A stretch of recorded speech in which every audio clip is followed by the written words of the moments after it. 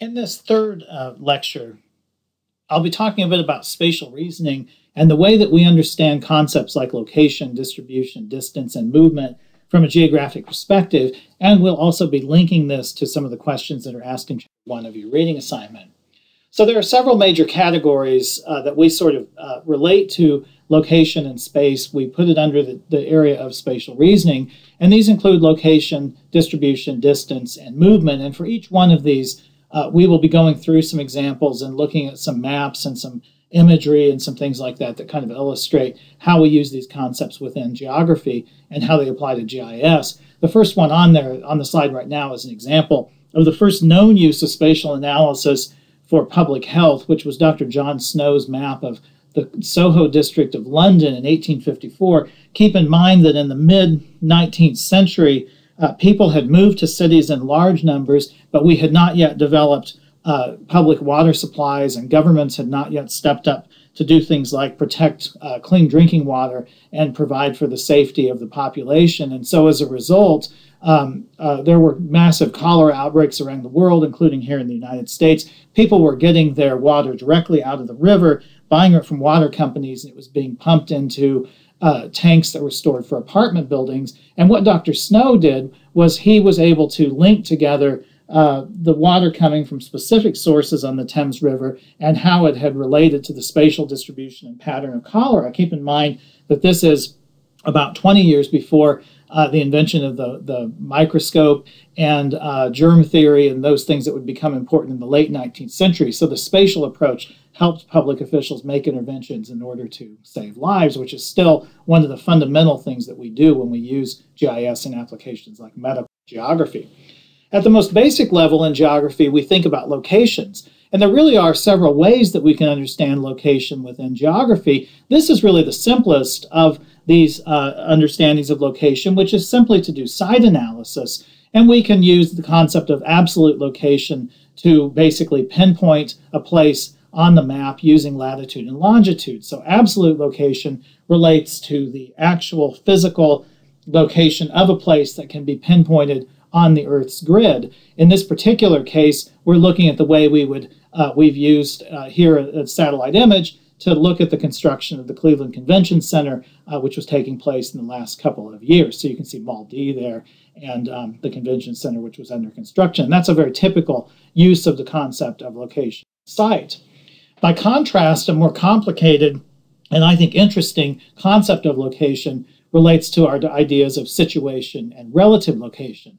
Situation has to do with how a place is located relative to the places around it. So we would then begin to view the Cleveland area in terms of its location on the southern shores of Lake Erie and really on the southern end of the Great Lakes and at the southern tip of the St. Lawrence Seaway, which gives us a different perspective on relative location. And that fact of relative location begins then to inform the way that we understand places develop over time and how interaction takes place. It's a critical, fundamental understanding that we think of when we think of being geographically literate. We need to understand relative location and situation in addition to things like absolute location.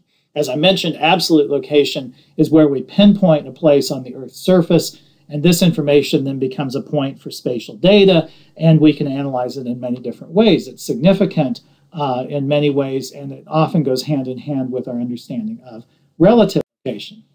Another way that we can apply concepts of spatial thinking to understand places and the significance of phenomena in places is to look at distribution. And here's one of the concepts of distribution, which is density. Density is a type of distribution measurement. And here what someone has done is they've basically taken Dr. Snow's cholera map from 1854 and they created a GIS layer out of that and then basically generated what we would call a heat map. It's just a geospatial application, a way that we can cartographically represent the intensity of a particular event, in this case infection by cholera. You can see the red areas more infected than the blue areas. And that's just a basic mapping representation tool. But our understanding of density is where we're looking at the number of cases per geographic area. That's the concept of density. Another way we can think of distribution is by looking at concentration. on the surface of the Earth, and this could be at a very small scale meaning a small map scale. We're seeing the whole world here, and we're looking at the distribution of population, and you can clearly see some areas of concentration where we see intense activity, intense density in particular places, and a pattern of concentration around the world. Also striking is how much of the world appears to be relatively unpopulated in spite of the fact that we have 7.2 billion people on the Earth's surface. Another concept of distribution is pattern, and here we see the geographic pattern that came about because the French at one time owned the territory that was known as Louisiana and settled areas around Louisiana, in this case near Baton Rouge, and they did that by using French long lots. And French long lots were a surveying method that gave every landowner access to the river in order to distribute their goods and ship their agricultural produce out. And this is a completely different land survey pattern than we would see in many parts of the United States where we surveyed land using the U.S. Congressional Land Survey, and Ohio was the first part of the country where there were areas that were surveyed using the U.S. Congressional Land Survey that resulted in the distribution of rectangular townships and so on. And here's another application or example that has to do with patterns on the landscape, and we can use this. In this case, it's an orthophoto of an area of Lake County, and what we're looking at here is land ownership patterns. We can see the long-term implications of the U.S. Congressional Land Survey in rectangular field patterns, and we can also see then different patterns of surface coverage, so different types of land use, different types of land cover in this case, which is the actual coverage of what is on the surface itself. Is it forest? Is it beach? Is it lake? Is it an industrial parking lot or something like that? That's land cover. Land use would be where we would say, well, how's the land being used? Is it agricultural? Is it recreational land? Is it for transportation? Is it a lake? What is the actual use of that land?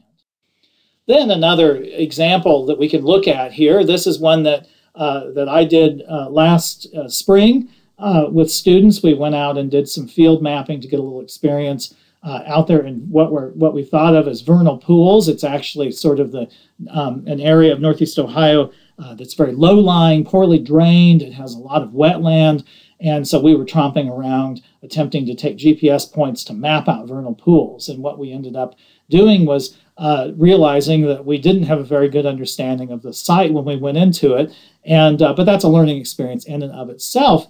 The image up in the upper left is another view of that space, and that is by using remote sensing technology, we can then analyze the land cover, and the very blue areas there show up as being very wet, and the green areas are vegetation and so on, and that's after doing some analysis of that particular site.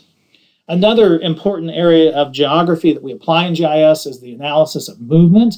Diffusion is one of the critical concepts when we look at understanding the world around us. And so this looks at things like disease diffusion, the diffusion of religion, the diffusion of invasive species across the map, and we can see the lower left-hand map there, the diffusion of zebra mussels into the Mississippi and Great Lakes watersheds, the diffusion of jazz, and you can map out just about anything that changes across the landscape from the perspective of diffusion. And diffusion itself actually means the geographic spread of a characteristic. Another concept that relates to movement is the idea of friction of distance. And here we see the cost of traveling from point A to point B. And so at the most basic level in geography, one of the things that is discussed in the first chapter of your textbook is the first law of geography that basically says that everything is interconnected and that places that are closer together are more related to each other, more interconnected than other places. And so that's all true, and it needs to be understood through the concept of friction of distance, because not all points are the same and not all routes of travel are the same. And so we can see that illustrated here. Here's a great example of friction of distance. Friction of distance has to do with how regions change over time and how we develop places and how that interaction takes place. So here's the relationship between Vail, Colorado and the Denver International Airport, which takes about 2 hours and 5 minutes to drive. It's an absolute distance if you were to measure out the distance itself in a car all along the road of 120 miles. What's critical to this that the map doesn't really tell you unless you zoom in closely is that there's a tunnel in the middle of the Rocky Mountains that was built with the interstate highway system in the early 1960s, and that cut about 3 hours of drive time off the drive between Denver and Vail. And if you're going to look for routes where you can avoid that tunnel, then you're looking at now a 5-hour drive instead of a 2-hour drive. Well, this kind of thing happens around us all the time, and it relates to transportation and the way that we move around the world, even the way we move information. And so we can see now, with the explosion of information and technology and rapid technology and the ability to move information across great distances quickly, we have in effect changed the friction of distance of all kinds of economic geography relationships and the relationships among different places. We can also map out a pattern called distance decay, which looks at the reduction of interaction over space. And so here's an example that is meant to illustrate this idea, and it's a really practical one, which is that we all are probably aware from our lives that we will travel a short distance typically to go to a convenience store, and a longer distance to go to a grocery store, and a longer distance even yet to go to a superstore. And so this is one of the principles of location analysis that companies will employ, and they use GIS technology to make decisions about locations all the time. And you could map out just about anything using distance decay principles. It could be educational institutions, it could be retail businesses, it could be sports franchises. And what you see happening that warps space and time, and in example B there, because the world isn't a uniform, featureless plane in reality. In reality, the world has all kinds of things that can become impediments. It could be poor transportation systems. It could be physical infrastructure. It could be actual physical geography, mountain ranges and things like that, that will affect how distance decay happens over time. And then another concept here that can describe distance decay, and this is an interesting example because when Hurricane Sandy hit in October a couple of years ago, late October 2012, people put lots of maps up that showed where different things were being tweeted.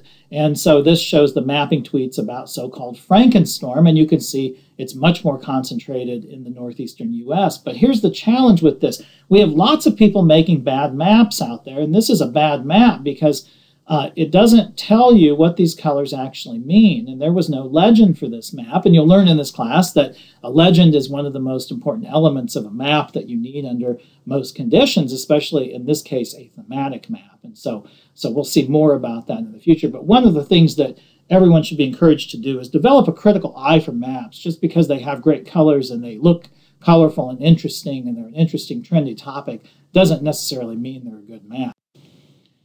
In Chapter 1 of your book, Section 1.6, there are examples of geographic questions and answers. And I wanted to comment on this just for a moment to put some of the language they use into everyday, more of an everyday context that would tie to some of those examples we just saw. So, for example, questions about space. And the book talks about, where is the entity located? What is its extent? Well, what the hell is an entity anyway? So an entity would basically be a geographic object on the map. And in reality, on the Earth's surface, an entity could be a well, or it could be a city or a tree, or it could be a whole forest, or it could be a state, or it could be a river or a highway. So it all depends on how we are defining an object. And so where is it located? We talked a bit about the difference between absolute location and relative location. Then concepts of attributes, so questions about attributes. What are the attributes of an entity located there? In other words, what are the qualities, what are the characteristics of that geographic feature we're looking at? Do its attributes match one or more criteria? So in other words, can we define a criteria? So we're looking for example, counties with a certain population characteristic. And do any of those characteristics match a criteria we're looking for when we map out a pattern that we're looking for over space? Questions about time. When were the entity's location, extent, or attributes measured? Has the entity's location, extent, or attributes changed over time? In other words, we've got to be thinking about the time in which we're collecting data and what we do with that data. And how do those characteristics change over time? One of the most important factors today is that we have seen a speeding up of change around the world. And so whether we're talking about ecological change or sometimes economic regional change or sometimes even social patterns, we find all kinds of ways we can map out the speed of change over time, and we can actually do that in ways that illustrate it in interesting ways using GIS. And then questions concerning multiple geographic entities. In other words, geographic features. Do they overlap? Where do we see wells within a county? Where do we see certain housing characteristics within a city? Do we find a connection between one or more categories? What's the relationship spatially between, say, poverty and a lack of access to health care, for example? Those could be factors we would map out. Are they situated within a certain distance of one another? What is the best route from one entity to others? We can map out routes. We have tools in GIS that can help us to deal with those distances in a way and deal with the fundamentals of things like friction of distance and distance decay. And then questions about attribute relationships. Do the entities share attributes that match one or more criteria? In other words, we're looking for patterns on a map. And how does a state, a county, a city, a country, how do they basically show their characteristics through the attributes? In other words, do they sort of fall into criteria that we can map out? And how do we classify them? And there are lots of ways of classifying data over time. And then are the attributes influenced by changes in another entity? In other words, do we see spatial relationships where distance becomes a factor? What are the patterns of diffusion and how do we map those things out over time? And then temporal relationships. Have the entities' locations, extents, or attributes changed over time? Well, they always do change. Maybe the geographic extent doesn't change over a certain period of time. Our state boundaries have remained fixed here in the U.S., but country boundaries do change sometimes. Sometimes county boundaries change, and we need to be aware of those things. GIS gives us the opportunity then to take into account those changes over time and make maps that can display changing patterns of spatial relationships, of location, of distribution, of movement, of all these different characteristics we've been looking at. So that concludes the slides for Lecture 3.